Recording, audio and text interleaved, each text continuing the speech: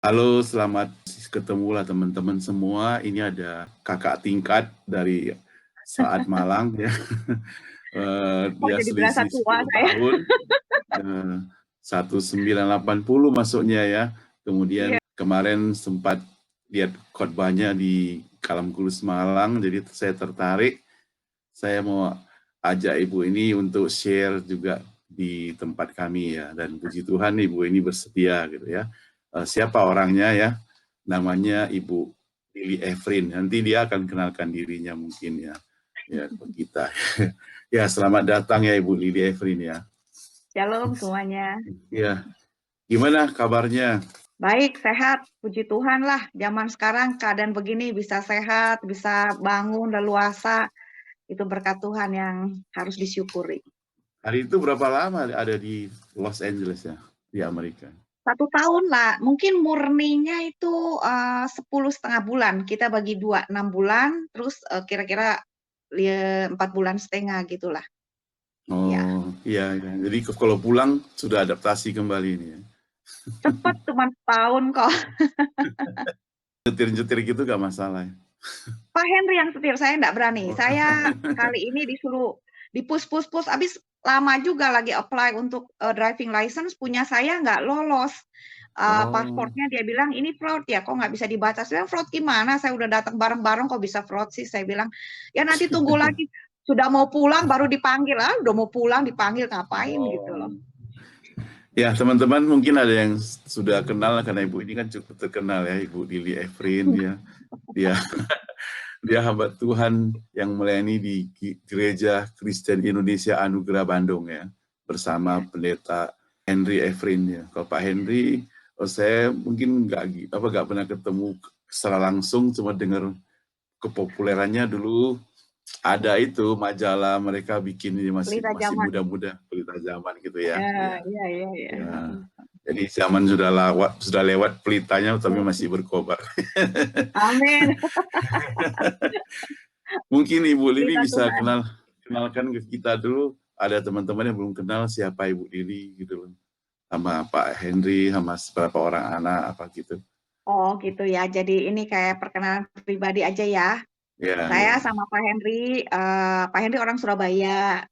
Saya orang Hmm. sebetulnya lahir di Malang, besar di Bandung.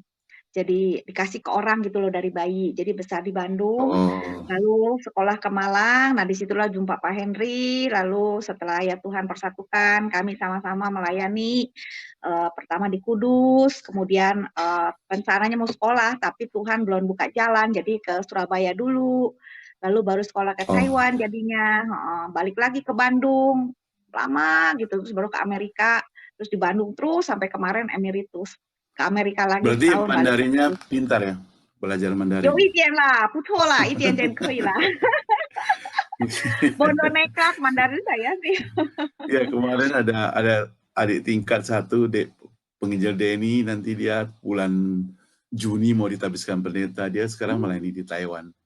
Oh, that's Saya cool. salut sama dia dari mulai nol dia praktek di Medan, nggak tahu bahasa Oh, Mandarin dia.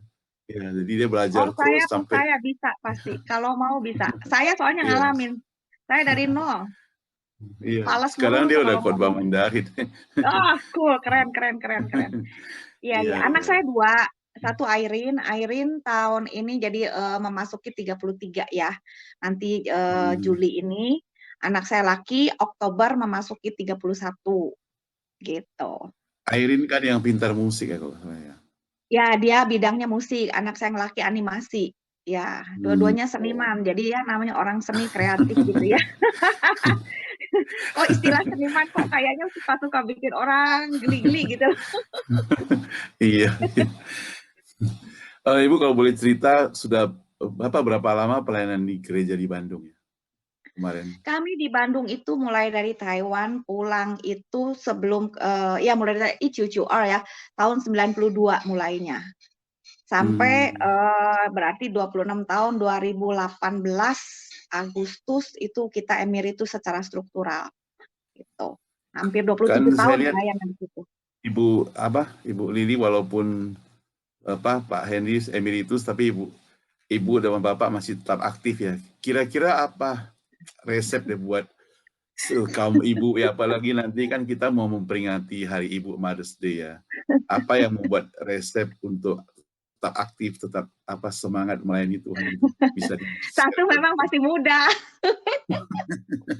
Maksudnya bukan tua-tua amat emeritus Iya, karena ya memang secara masih muda. struktural udah cukup dan bisa diperpanjang lagi, tapi Pak Henry cuma perpanjang 2 tahun, 3 tahun karena dia rasanya punya beban yang lain gitu loh untuk bisa Iya, melayani iya, iya. secara out of struktur gitu loh. Hmm, Ya pokoknya gimana ya, melayani Tuhan kan panggilan seumur hidup kan. iya. Kalau pelayatan jabatan kan cuman sebatas ya, jabatan pelayanan kontrak kerja gitu ya. Kalau pelayanan panggilan kan seumur hidup. Jadi kita nggak pernah berpikir berhenti melayani sih, Wah, puji gitu. Tuhan ya. Di Kemarin mana aja saya kita bisa ada pelayanan.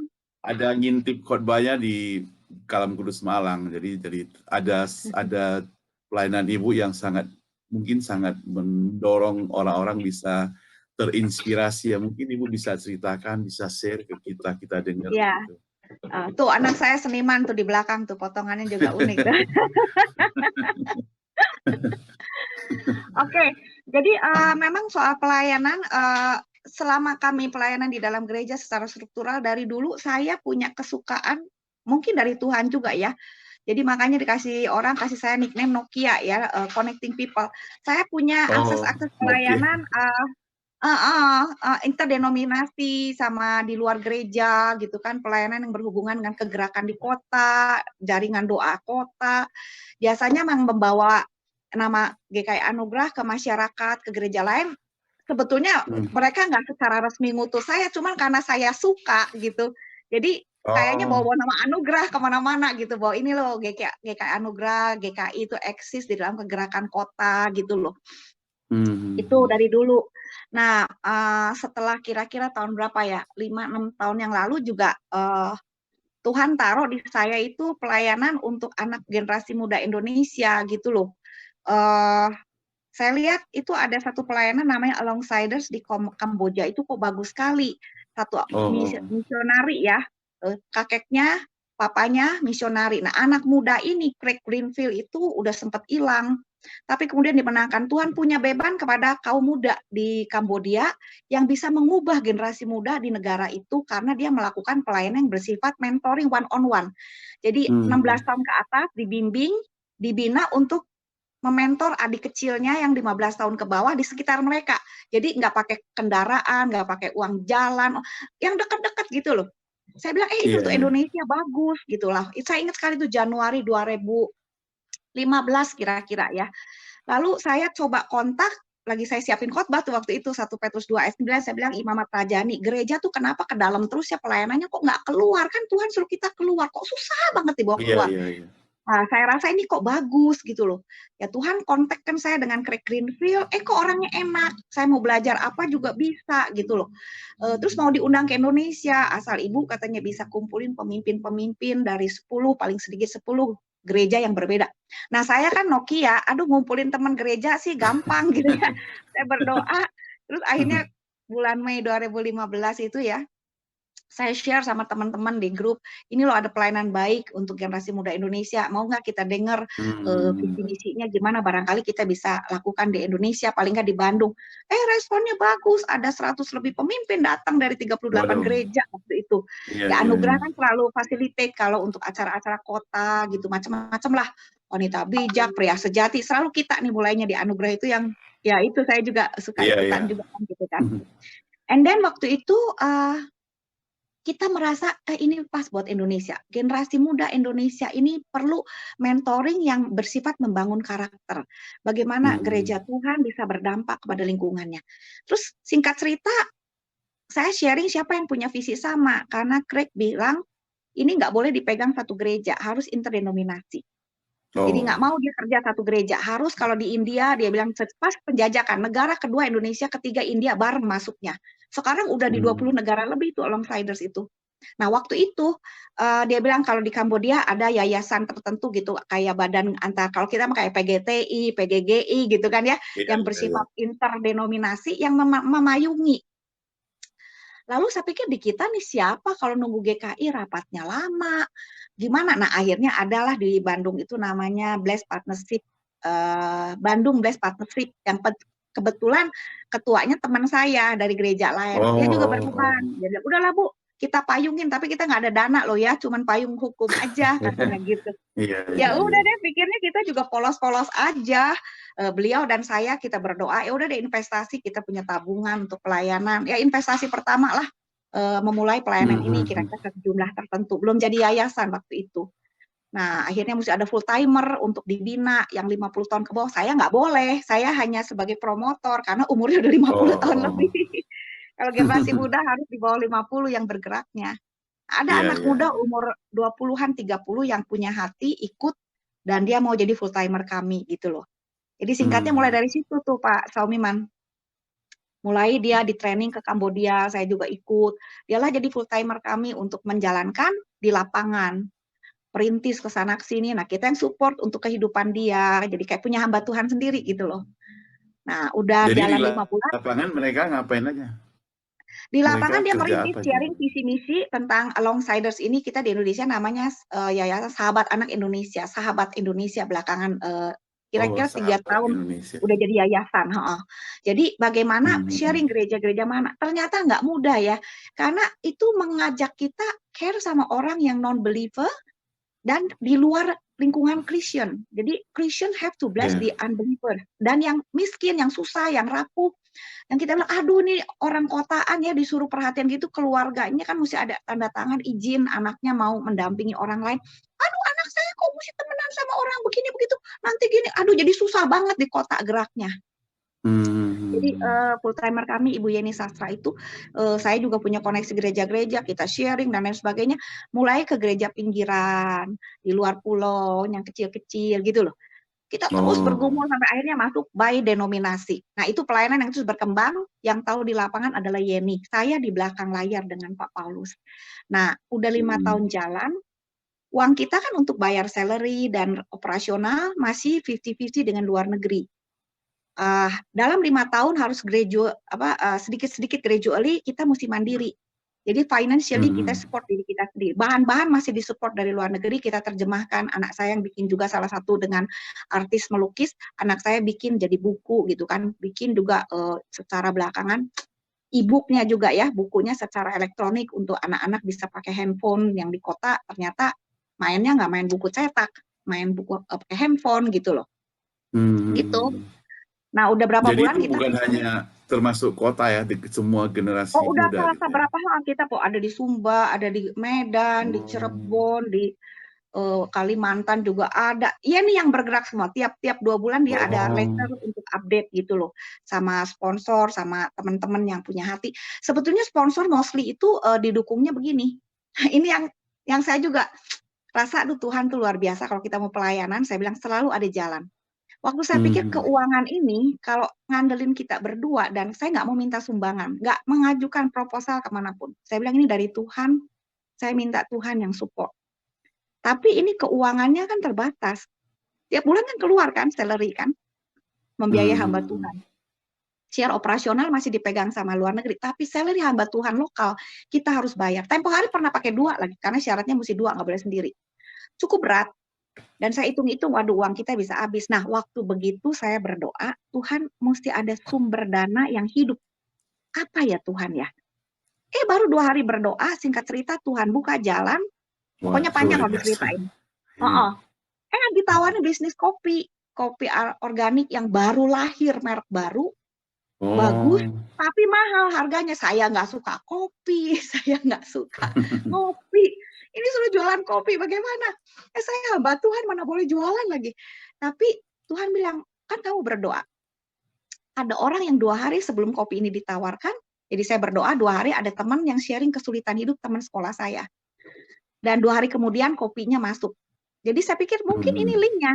Dia kan suka dagang, dulu dia kan jualan buku, segala rupa, multi level, punya pabrik, dan lain sebagainya, terus berubah bisnis karena usahanya mengalami kesulitan. Saya bilang, kamu mau nggak jualan kopi? Saya bilang, kamu jualan, nanti saya atur keuangan dari pabrik, saya yang tanggung jawab karena dia kenal dengan saya, percaya kepada saya. Nanti profitnya kita bagi, saya atur. kasih dia yang di lapangan berapa, nah sekian persen kita ambil buat support kita punya ministry. Nah itulah awalnya Pak, lahir Coffee Ripple for Alongsiders. Jadi jalan berapa tahun. Maksudnya secara real yang praktis mereka tuh tugasnya apa hamba Tuhannya gitu? Hamba Tuhan itu melatih orang ke gereja-gereja ini, Bu Yeni melatih pemimpin-pemimpin anak muda bekerja sama dengan gereja lokal, membina dengan bahan dan kurikulum per berapa bulan dikunjungi dari daerah ke daerah supaya mereka bisa mementor anak mudanya, dikumpulin dalam kelompok kecil gitu loh. Itu yang di lapangan, gitu ya. Termasuk nah, itu dia. Itu yang di-share apa aja? Kita punya 27 kurikulum pembelajaran Pak dalam 3 tahun kurikulum itu. Tahun pertama bicara tentang diri, tentang iman, rohani, hubungan dengan Tuhan, hal-hal yang bagus sekali. Ada kurikulumnya bagus sekali. Jadi itu apa namanya? Aduh, jadi saya lupa namanya. Based on building self identity, self relationship with God, with people gitu lah, responsibility, accountability, leadership gitu loh. Lalu udah gitu tahun kedua bicara soal membangun hati dan kepemimpinan seseorang anak muda ini. Jadi koko Cece buat adik kecil dalam pelajaran ini. Jadi 2 generasi kita bina, generasi anak muda 16 ke atas sama generasi 15 tahun ke bawah. Gitu loh.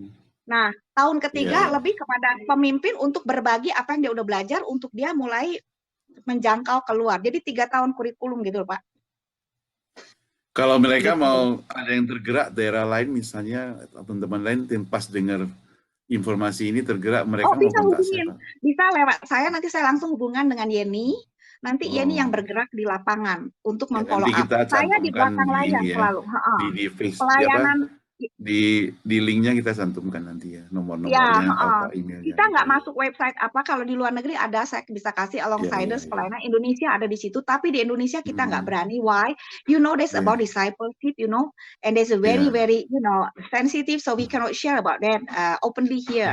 Jadi kadang orang bilang, ibu nih jualan buat apa? Yayasan apa? Saya juga kadang-kadang nggak bisa leluasa ngomong ke umum kecuali ke kalangan sendiri, because people will misunderstand us dan hope bisa executed kan. The ministry itself dan juga kita punya business juga bisa cut juga kan. Ini untuk apa gitu. Padahal kita kan untuk pembangunan karakter anak, kita bilangnya begitu.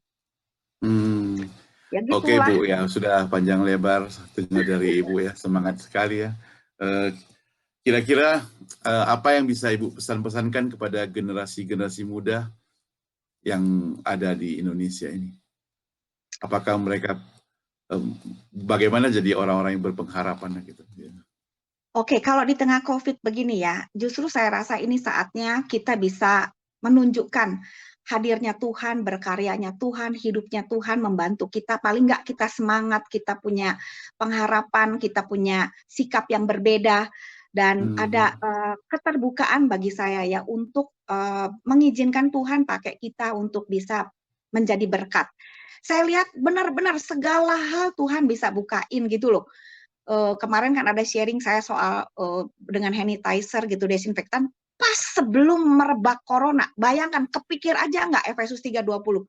Apa yang nggak pernah terlihat oleh mata, yang tidak pernah muncul dalam pikiran, di hati aja nggak pernah pikirin, itu bisa Tuhan kasih. Saya ini kan tadi jualan kopi, kopinya agak menurun.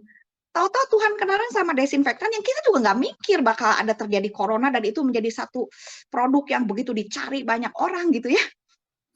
Cuma maksud saya, di sini sampai sekarang nggak ada loh sini. Kita sekarang punya produk banyak gitu loh ya. Dan kita bahkan orang lain naikin harga, kita turunin harga. Sekarang pabrik kemarin baru keputusan karena apa? Supaya bisa dijangkau banyak orang gitu loh. Pokoknya luar biasa. Lalu waktu ibu-ibu yang kita bantu bisa punya jalan untuk bagaimana jualan jadi koperasi online semuanya. Bayangin 1 hari 6 jam bisa jual 3 ton telur. Kebayang untungnya kecil. Tapi mereka lah yang untung, kita nggak ikut-ikutan, cuma saya kenalin aja. Jadi kita bisa, anak Tuhan, generasi muda apalagi, bisa melakukan kreasi-kreasi yang kreatif untuk menjadi berkat bagi orang lain. Lalu yang penting yang Pak, memang saya ingin generasi muda Indonesia saat ini pikir dengan serius, di Indonesia khususnya, untuk Indonesia. 2045 adalah Indonesia 100 tahun. Nah ini Golden Years Indonesia ini, generasi muda pada waktu itu ada prosentasenya kalau saya nggak salah ingat kemarin baru saya presentasi, hampir 70% tuh generasi muda usia produktif.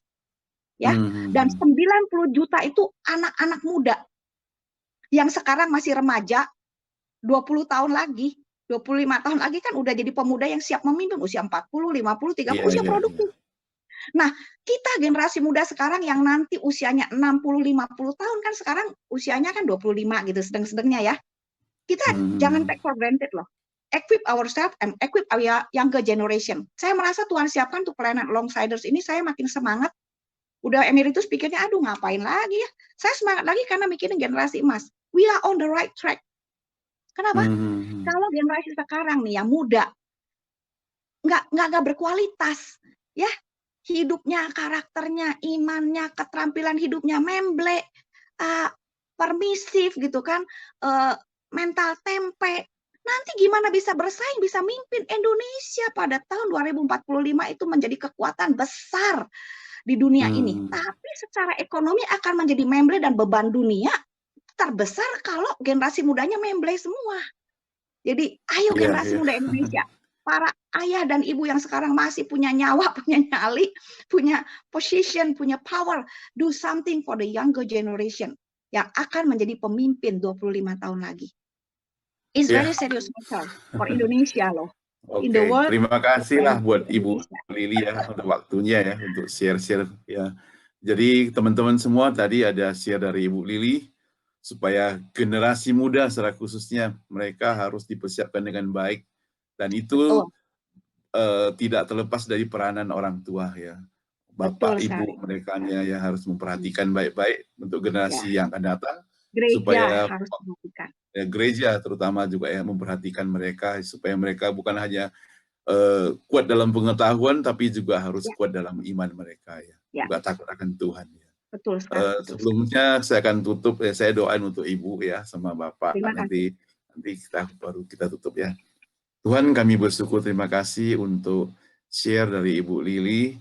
Kami melihat Tuhan bekerja melalui dia Tuhan, kami doakan supaya Ibu Lili senantiasa diberikan tubuh yang sehat di saat distancing seperti begini, dia harus keluar masuk, pergi lagi kemana-mana, Tuhan lindungi dia, Tuhan pelihara dia, berikan dia tubuh yang sehat, demikian juga untuk Pendeta Henry, Tuhan juga senantiasa memberikan tubuh yang sehat untuk pelayanan dia, semua rencana ke depan, Tuhan yang pimpin tolong, dan demikian kedua orang anaknya, untuk pekerjaan mereka masing-masing, Tuhan senantiasa memberkati. Sekali lagi Tuhan, kami berdoa secara khusus buat kami semua, agar Tuhan juga senantiasa melindungi pekerjaan Tuhan melalui hamba-hambanya. Dalam nama Tuhan Yesus, kami berdoa.